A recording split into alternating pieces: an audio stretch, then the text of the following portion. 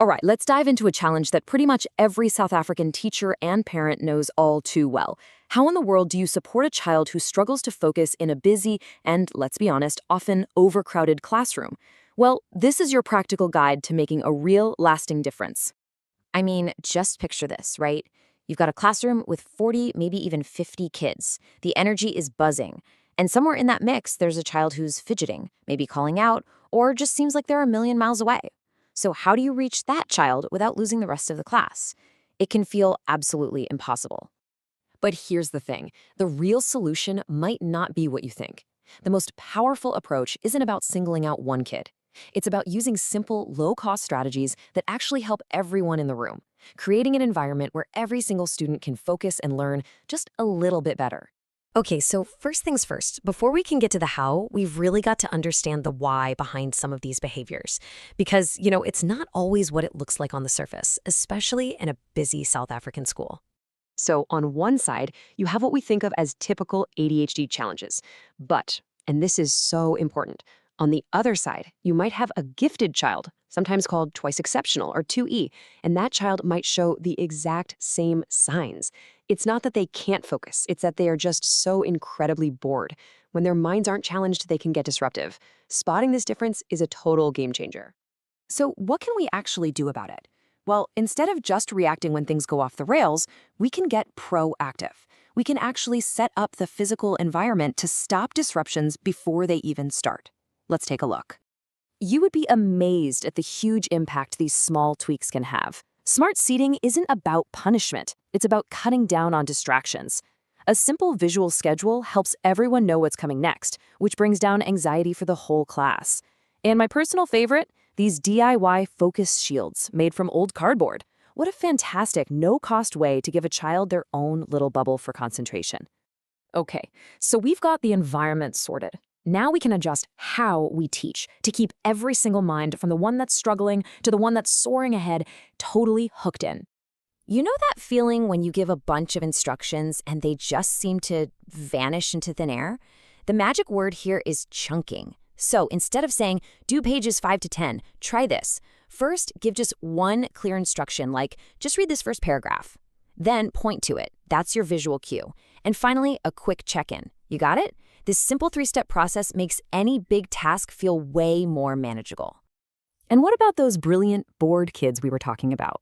We keep them busy with work that actually means something to them. Let them skip stuff they've already mastered and tackle a cool project instead. Or even better, link the work to something they love. If they're obsessed with soccer, turn math problems into calculating league tables. I promise you the engagement will be instant. Now, if there is one, secret weapon, one magic button you can press to reset the focus and energy for the entire class, this is it.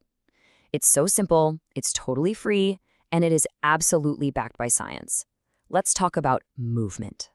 They're called brain breaks. We're talking about just 1 to 5 minutes of structured movement. But listen, the key here is that it's for the whole class. This isn't about sending one restless kid out of the room. It's a shared activity that gives everyone's brain a boost. And if you're thinking, is this really worth the time? Just look at this.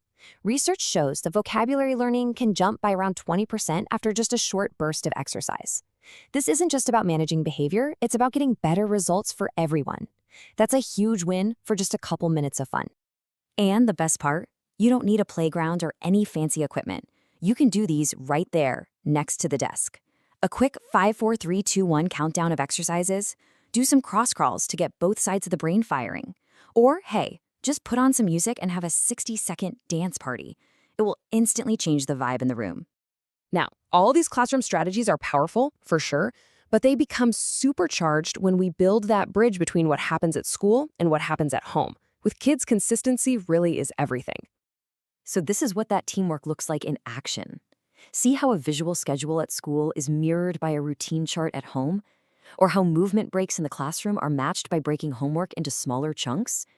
When a child gets this kind of structure in both places, they feel safe, supported, and truly set up for success. All right, we've talked about the space, the teaching methods, movement, and that crucial parent-teacher team. Let's wrap this up with a few more awesome, tangible, low-cost tools you can literally start using tomorrow. You know, sometimes a child just needs a little bit of sensory input to help them focus. Things like wobble cushions or quiet fidgets can keep their hands busy so their mind can listen. But check out these brilliant DIY options. A rolled-up towel can act like a wobble cushion. A balloon filled with rice is a perfect stress ball. These are real solutions for any budget. So you might be wondering, where is all this fantastic practical advice coming from? Well, this whole explainer is grounded in the deep expertise and incredible resources provided by the team at Gifted Children South Africa. They are just so dedicated to supporting all kinds of learners. And this right here, this is probably the most important thing I want you to take away today.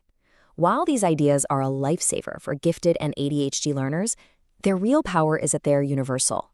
These are just good teaching and parenting principles that help all kids feel calmer, more focused, and more ready to learn. And to make all of this even easier to put into practice, the team at Gifted Children South Africa has created a comprehensive cheat sheet packed with even more of these brilliant low-cost ideas made just for you. And getting your hands on it couldn't be simpler. Step 1. Head over to their website. That's giftedchildrensouthafrica.org. Step 2. Look for the link to join their Discord community. And step 3, once you're in, you can download the free cheat sheet.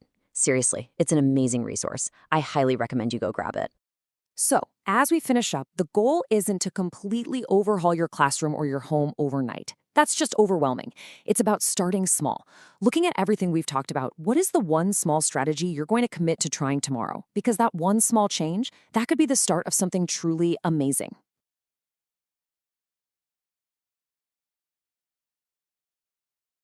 Don't forget to like and subscribe.